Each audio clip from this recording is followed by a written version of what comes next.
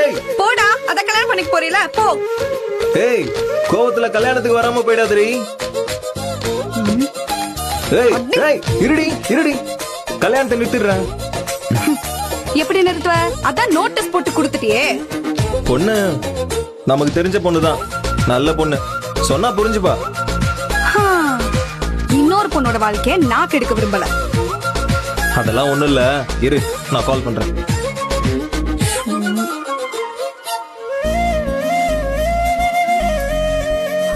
Hello hello. டே லூசு, மாத்தி எனக்கு கால் பண்ணிருக்க. இல்லையா, கரெக்டா தான் கால் பண்ணிருக்கேன். இன்விடேஷனை திறந்து பாரு.